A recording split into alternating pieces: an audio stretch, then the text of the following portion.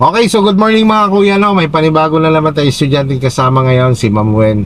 So si Ma'am Wen kilala ko na kasi dahil that time na siya nag-TDC, ako naging lecturer niya nung sa TDC. So Ma'am Wen, ready na ikaw? Yes po. Okay, so sabi niya medyo may idea siya ng konti. Titingnan natin kung ano yung idea na natutunan niya, ano? Okay, so ready to go na tayo.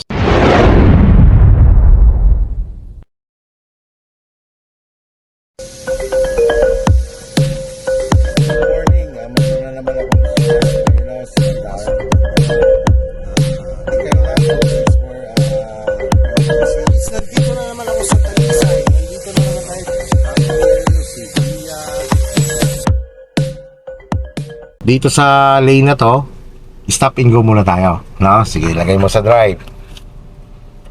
Lagay mo muna sa drive. Full brake ha, full brake. Hindi yan papasok hanggang hindi mo inaapakan ng brake. Yan. Yan, release. Okay. Bitaw si brake. Patong punta kay gas. Gas ikaw. Sige, gas. Okay, brake. Yan. Brake stop tayo. Stop. Gas ulit. Gas.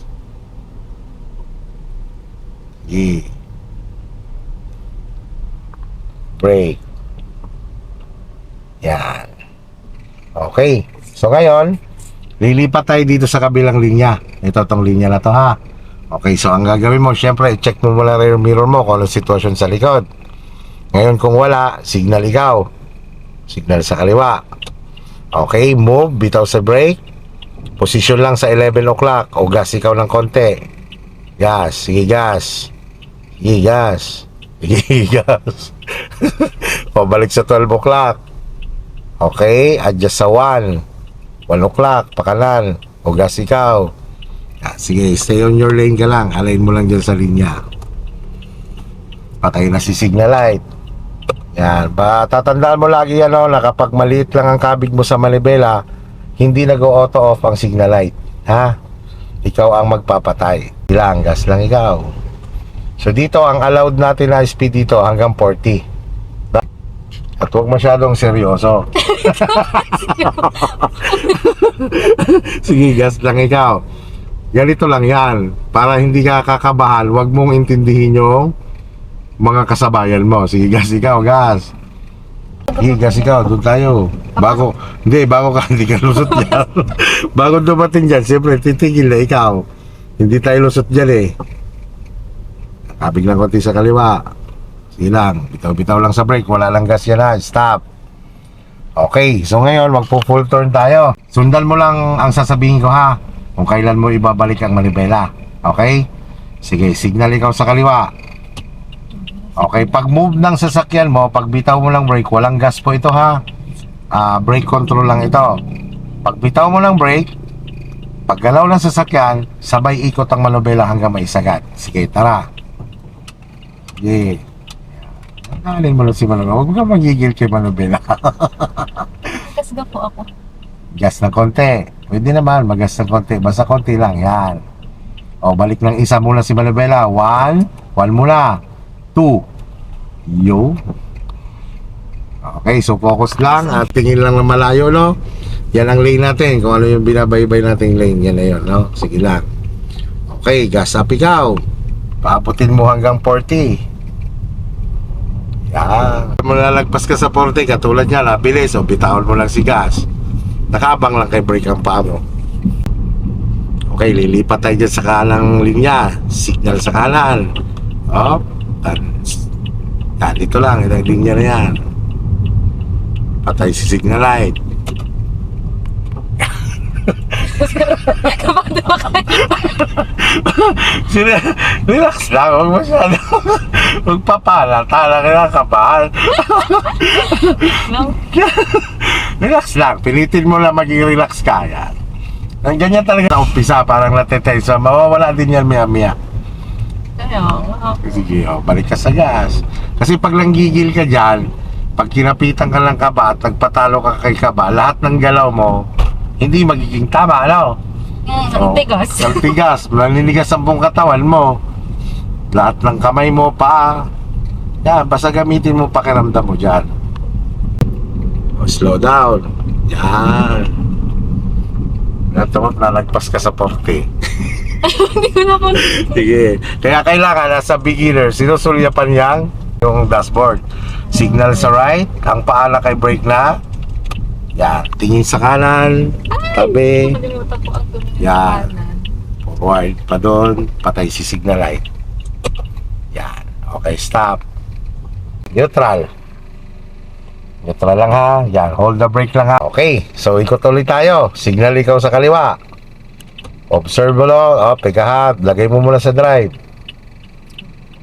Okay, kita mo may sasakyan sa tabi natin. Naikot din. Antayin muna natin silang makalayo. Sa brake control lang ikaw.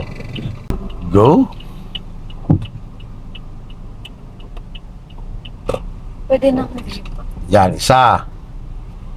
Dalawa. Antayin mo muna humarap sa linya mo bago ka nagbabawi ng manibela. Inner lane natin yan. Sige, yan yung inner lane natin ha. Okay, so ganito, paglilipat ng linya, tingin sa rear mirror, sulyap, signal sa right, sulyap sa kanan, pasok, tingin sa unahan. Okay, patay signal light. Doon lang ulit ang tabi natin. Pampala kay brake lang.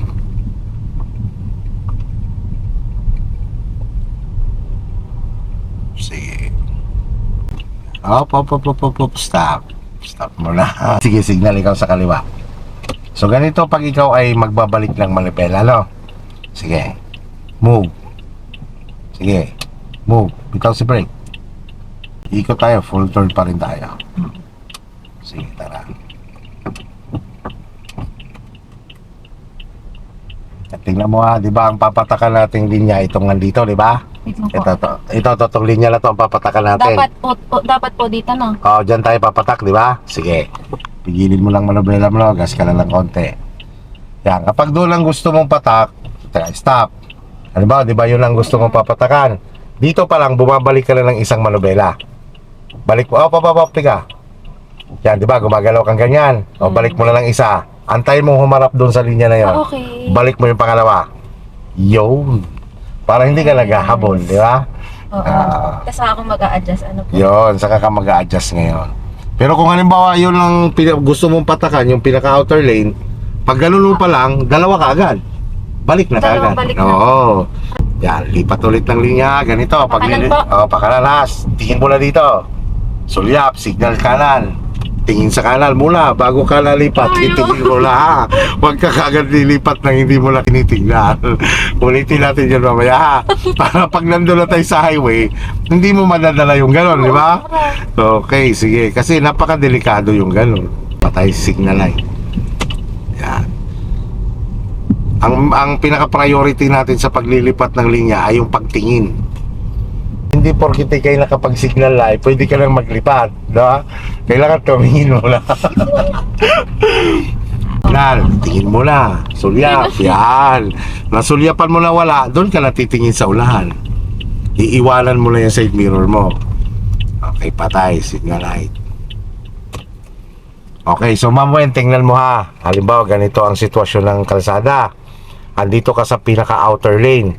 Bilangin mo ang kalsada. Ilang linya yan? 6. Tama? Bilangin mo. Simula sa 6, di ba? So, ibig sabihin, dahil nga ito ay ginagawa pa lang, hindi mo pa siya masyado ma-recognize kung tig-iilang linya. So, pag binilang mo yan, siyempre, hindi naman pwedeng lamang yung kabila. Kailangan pantay, di ba? So, tagtatatlo. So, bilangin mo mamila, 1, 2, 3. O, yun yung linya natin nang nakaharap doon, tama? So, inner lane, outer lane, center lane, outer lane. So, yung inner lane na nakaharap tayo dito, ang katabi niya inner lane yung sa kabila, ano? Dahil tayo ay magpo-full turn, dapat doon tayo papatak sa inner lane ng pakabila, no? Sa inner lane ang pakabila. Oo.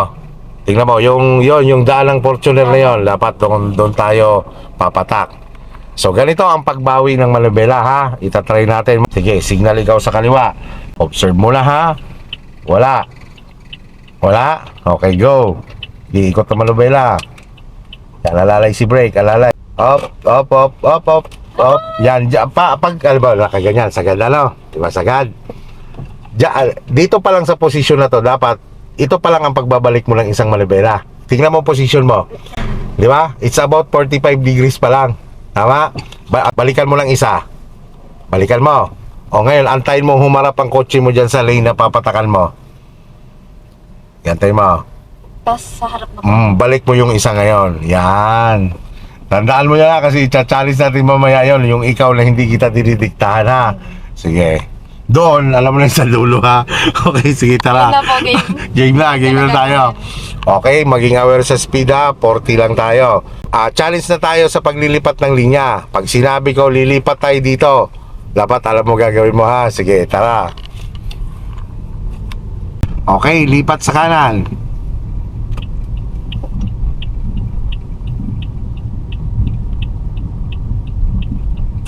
Yo, 1 point.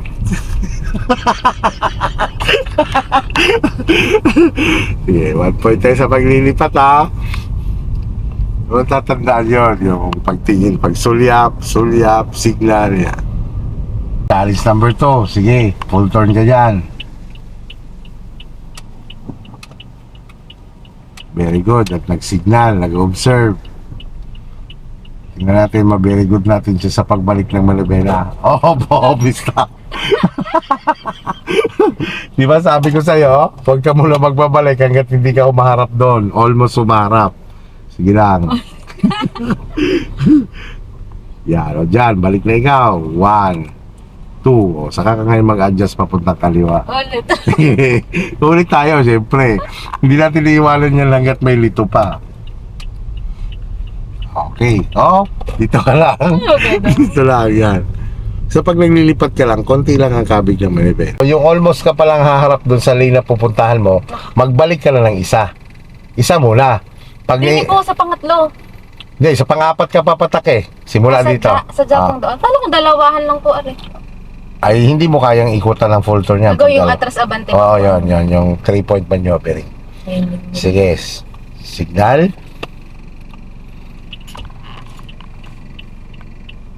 Double check.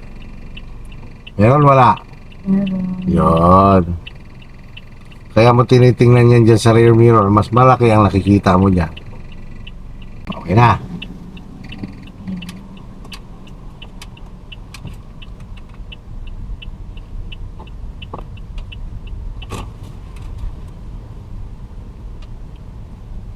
Nice one. Oo. Wag mo ganito, wag kang titingin sa malibela. Kaya nga. Doon ka titingin sa unahan. Kasi doon mo marirecognize kung tama na ba yung pihit mo sa malibela. Yun, wag kang titingin dyan ha. Sige, pagka umiikot ka. Ay, relax na nga. Doon ka titingin sa harap. Diyan nag-uumpisa ang tingin mo sa ibabaw ng wiper. Bawat pihit kasi ng malibela mo, diyan mo marirecognize kung saan siya humaharap. Okay, challenge number 3. Okay na, very good naman sa bago umikot. Yung pagbalik.